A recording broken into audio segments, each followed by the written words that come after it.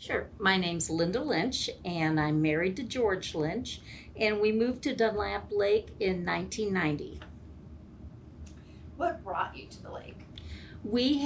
Neither one of us are from this area. I'm from Chicago, and George is from a small town in Illinois called Pana, and we'd been working in St. Louis for 10 years, as career people, and we had a normal home in St. Louis, but we wanted to come back to Illinois, which was where we were from, and both of us really wanted to be on the water. So we started looking in Alton, and then the realtor took us to here and showed us the house that we wound up buying. And quite honestly, we didn't even know where Edwardsville was or Dunlap Lake or anything, but we walked in the house, and that night we called her up and said, "Okay, we'll buy that." Wow. Tell me about the history of this lake and how it has changed. Well, the house that we lived in, the original house, it's across, oh, you can't see it from there anyway, it's at the dead end of Hollyhock.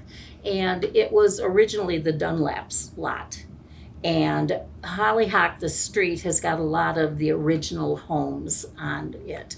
And the house on the point was originally two small homes that were built by, I guess the Dunlaps got ill and then they sold a lot to some of their friends. And they put two homes, they're called Lustrum homes, and they're essentially kit homes, and they're made entirely out of metal. And they were made in the 1940s, and they were developed for returning war people, to have as homes. And so a lot of the houses back then and a lot of the ones on Hollyhock were little bitty houses. And, now all of these little bitty houses, not all of them, but a lot of them are getting torn down or built up and expanded and made larger. So the whole scale of, the living on the lake is a lot different than it was back then. And even the amount of boats, like when we were first here in the 90s, there was probably 100, 120 pontoon boats.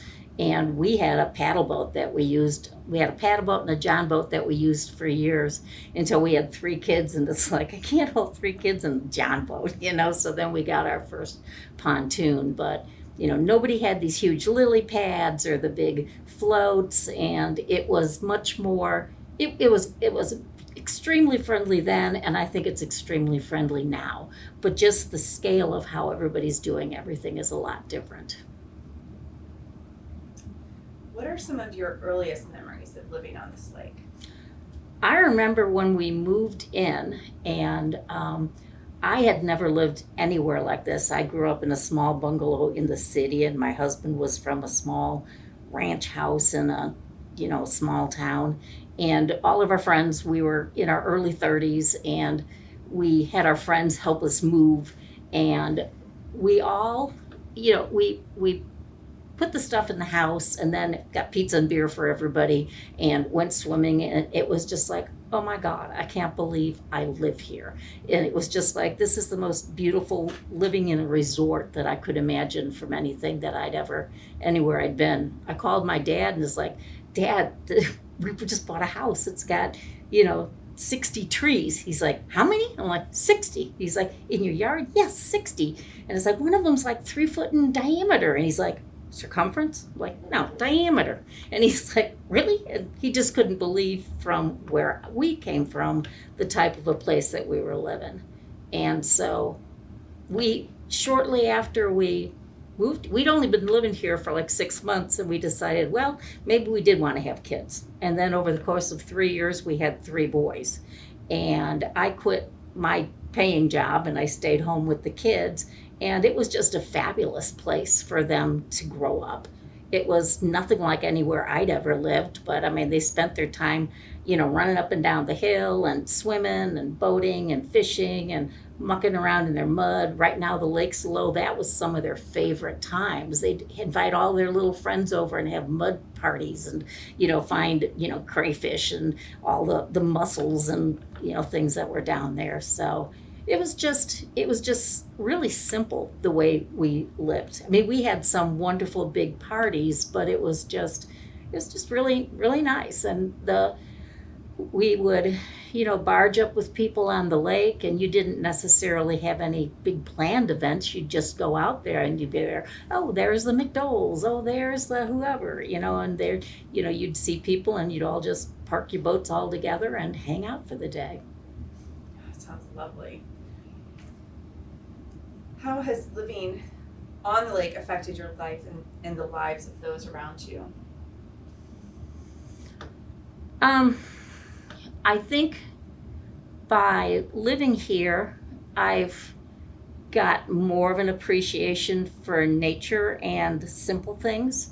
I certainly would love to travel, and I would like to wear fancy clothes and whatnot, but I also love just going out and swimming in my backyard and inviting people over to, I always joke that we never had winter parties, and people didn't even know what the outside of our house looked like. It was like you just could walk around the back of the house and we'll be back there. We would just about every Friday when my kids were young, I'd have all of my lady friends with their kids come over and just swim in the lake with, whatever juice boxes or whatever there was. And then all the husbands would come home from work and they'd find 10 half-drunk women in the lake with all of these little children, and the pizza man would come and he knew to come around to the back of the house, and and it was lovely, and people thought we threw great parties, but it didn't take a whole heck of a lot, by living here. So what have been some of the major events that have taken place on or around the lake during your time here? For us personally, we had a wedding in our backyard one time, and that was real fun. As far as the lake goes, we were around when they dredged it the first time, or the one time that they dredged it. And my husband George was on the board for a lot of he was probably about 10 years in the 1990s. And unfortunately, he's ill now and could not come today. But he took care of all the board, and he loved being on the board.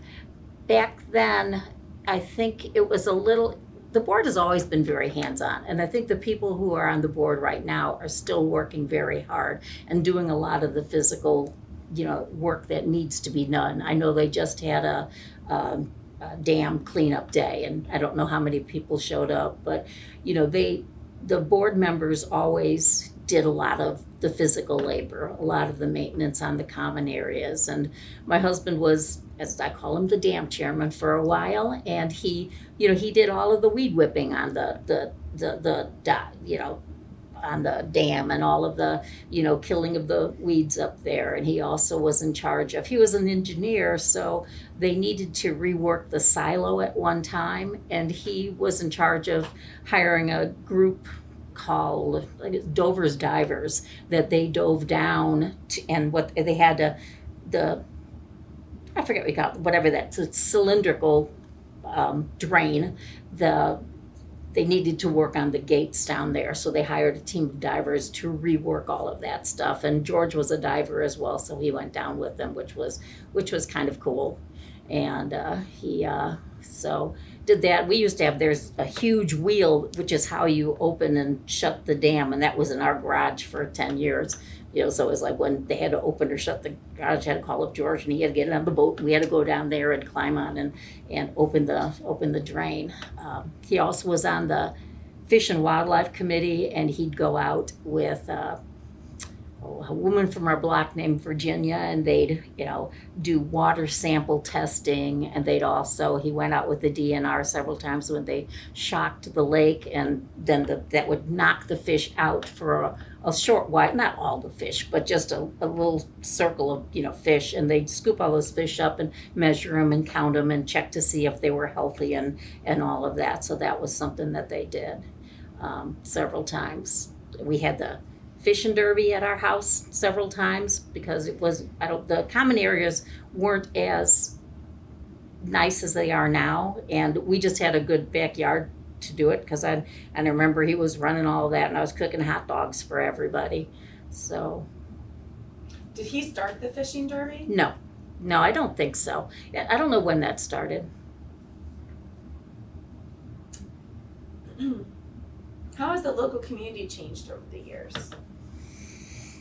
they're younger. Or am I older?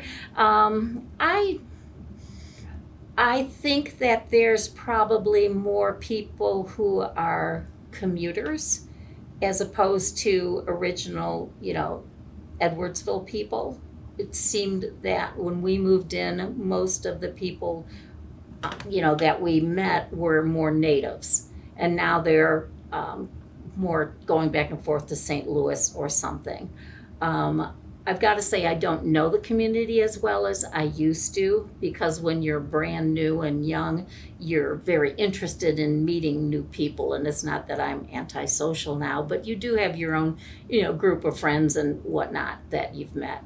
So, and even, but now, I will say that we lived for 29 years at on Hollyhock, and then my husband was getting ill, and we needed to move somewhere else. So we were real sad to leave, but we moved a mile away to Park Drive on Dunlap Lake, and we bought a very much smaller house. And I was sorry to miss my old house and my old friends on the block, but I moved into this new neighborhood, and at this time we were in our early 60s, and it was like, wow, all of my neighbors are my age, and they were all super friendly.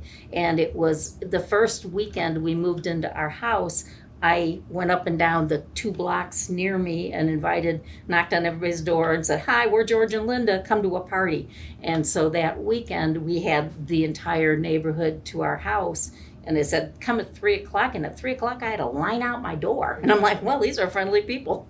And so, they were ready for a party. And then, before COVID, we were going out, a big group of us every Friday somewhere in town. We just pick a place, and then we all went out for dinner and drinks, and it was wonderful. And I had never met these people before in my life, or you knew who they were kind of from being on the lake, but they immediately were like, "Come on to dinner, it'll be fun." And we're like, "Sure." Oh, that's so nice. Have there been any particular moments or experiences that stand out in your mind from your time living on the lake?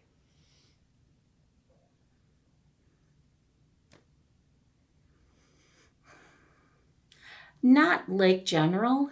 We've had some bad ones. Our house got hit by lightning the day of the eclipse. It got hit actually by lightning twice, and we had a fire.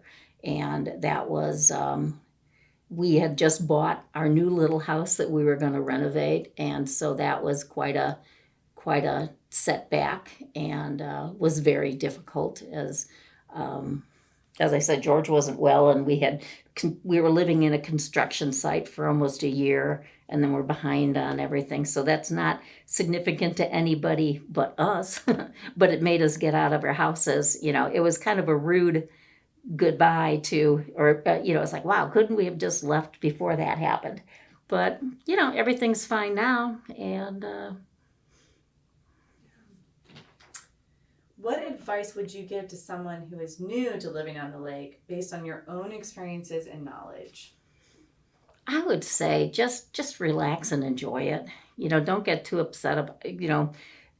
Many many people everywhere tend to get upset about little things, and I, of course we want water in the lake. Of course we don't want weeds. Of course, but just you know try to just enjoy what you have and don't get wrapped up in anything that is negative as much, because it's just it's not going to do you any good. Or join the board if you want to do something.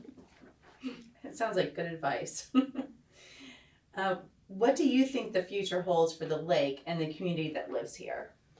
I think it's going to continue on just as it is, and just be a lovely, hopefully somewhat secret area that people will find and will love as they always have. I think, yeah, we're having, there's we've got to get rid of these weeds. We got to get deal with the silt, but we've had weeds and silt since at least my history of being here, and we always will have to deal with that. And it's not free to live in a wonderful place, and so we all just have to get along and work and be reasonable, and I expect it'll do really well. My kids all want to move back here. They're all mad at us for selling the house in the first place. They're like, why didn't you keep that? We would have bought it. And it's like, yeah, well, if y'all have the money, go right ahead. But no, but they still want to come back. And where are they at now? The oldest one is in Houston, the second one is in Glen Carbon, and the third is in Belleville. It's Michael, Daniel, and Brian Lynch. Do you have any stories about them on the lake? I know you already shared about them playing in the mud and having their friends over, but anything else? Well, I was talking about playing in the mud. That was one we let, the youngest one, he was, I don't know what, 9 or something, go off with his 8-year-old cousin. They were not walking all the way around the lake, but, the rest of us were all hanging out with family in the backyard, and those two, went off, and that was fine until then later when neighbor all the way down the block came back in his car and drove home the 2 kids, and he said that they'd walked out and then they were stuck in the mud, and they were like up to their knees in their mud, and they couldn't get out. So this old man neighbor had to get out boards, and he walked out on the boards to pull the kids out of the mud, and they lost their shoes. So so they loved that, but we let them. They had a lot of just stupid freedom. My middle son, Daniel, he's 30 years old, and he still has what he calls tube time with his friends. We've got this huge yellow tube, and all the guys at night, they'll all get on this tube and paddle out to the middle of the lake, and then they've got another tube that's got a cooler in it now that they're old enough. And, that was, some of their favorite times was, being old enough to be able to go out by themselves. And I made them all take boat driving classes or whatever you call that, because you're supposed to be licensed, and nobody makes them do that, but I made them do it. And but they got a kick out of that, and being able to drive their boat around and take their friends out and all of that. So, and they'd come up with crazy games with their other friends on the lake, and you just kind of let them, and they were, as far as I know, or as far as I cared to know, there wasn't anything bad going on, and they all, and she's over there laughing, but they had fun, Yeah, I love it. Are there any pieces of knowledge you would like to leave with us before you leave here today? Oh, not that I can really think of. Any other stories you want to share?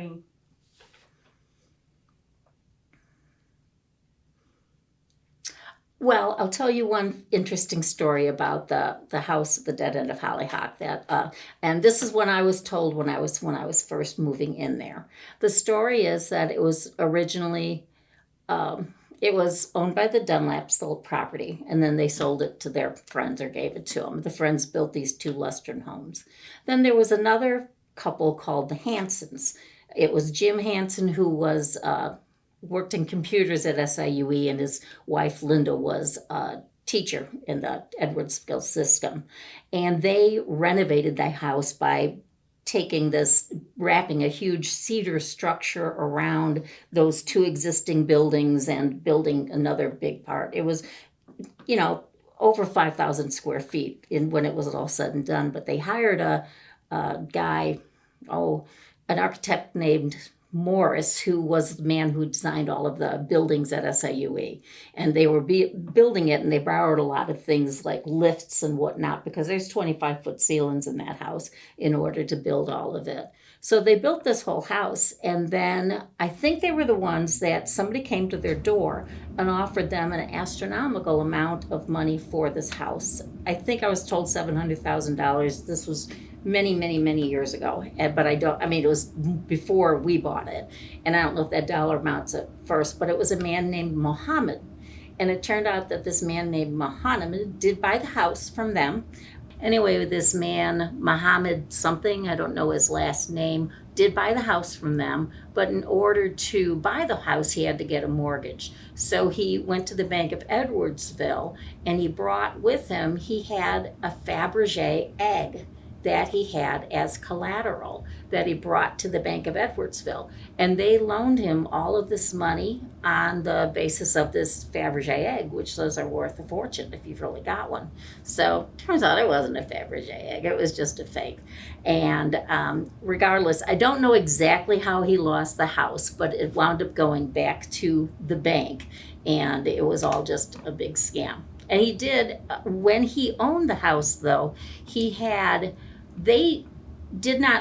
they had some sort of odd groups of people living there, and several big Mastiff dogs that they had, for guard dogs protecting the place. And he wanted to put in a helicopter pad. There were some lights in the backyard that were there supposedly because he was going to be putting a helicopter pad in there at some time in the future. So just and these were all told to me by the people who had lived down the block when Muhammad owned it, and he had hired these people, the neighbors, to the Bartles, if anybody mentions Lauren and blanket on her name, but the Bartles, the father and son had painted their house, and so were in and out, and you never know what's true, but some portion of that there was something going on. Wow. And the house, the house we own right now is on Park, and it was built by Nick and Delta Bogovich, and it was this cute little teeny tiny 600 square foot A-frame Swiss chalet, which I've got to say, which is interesting because at the time we were looking at little houses, and I was just going to look at your house and yours sold, and the next day I'm like, okay, this one's for sale, and so we bought this little house, and but Nick had built it basically by himself by hand in 1970, and when he did that, he camped out at the lot while he was building the house when he did that. Yeah. So did he build it in the same style as some of these other houses where they're the lake houses where the kitchen's on the bottom floor? It was the main floor. It looked like an A-frame, but it's really called a Swiss chalet, and it was cedar, and it had these ornately carved out banisters and whatnot on the front and on the back. It didn't have a garage. The main floor was a kitchen, living room, and a bedroom and a bathroom, and then upstairs was slanted, but it had a bathroom and two little bedrooms, and then downstairs was basement was downstairs and a little living room, and that was walkout. So on the back there were a couple of nice decks, but like I said, it was like a 20 by 30 house, and so it was very, very small, and we changed it and bunked things out, and it's I think it's very pretty now. It was nice. It is very You know pretty. which one it is? Yeah. It's it's white with lots of windows. So Nice. and we love it. We just love looking out the windows. And that's one of the things I keep saying. George is disabled, and he spends most all of his time in the house, but it's, looking out of the windows, and that just makes him so much happier. And I bought a golf cart so that I can bring him up and down to the lake, so that, if we had, that's one of his favorite things, is because I can still get him down to the lake and get him onto the boat and go for a boat ride. And we've even had him swimming this year because we're lucky in that we've got deep water at our house, so we can take him out. I mean, he doesn't swim, but I put him on a raft, and he still loves it. And watching the eagles and the swans and the pelicans, and I've kept a big list of all of the birds that are that I've seen since the beginning of time, and it's really odd. They have changed over time. We never used to have swans in the beginning. We never used to have eagles, and now we have them all the time. And even the herons are of a different type than they were 30 some years ago. Do you have an eagle nesting near you? I mean, it comes back during the winter and nests near you, or? I don't know where they nest. I think most of them, I've heard that there's one that nests by the dam. I don't know if that's true or not. We have seen at most like I don't know if it was 11 or 15, some number of eagles all at once in the backyard. So they're not all nesting near here. I think that the eagles and the swans and the most interesting ducks that show up in the wintertime usually are in other areas that are either, farm ponds that are now frozen or somewhere else, so that when a lot of the areas are frozen, there's usually a large open spot in Dunlap. And so then all of those birds, congregate here more often. But it seems like January, February is when you see the most interesting stuff out there. Oh, wow. But I don't know where they live. I don't see as many. We live in Park now and it's frozen there, so we see them flying by and we don't stop there as much.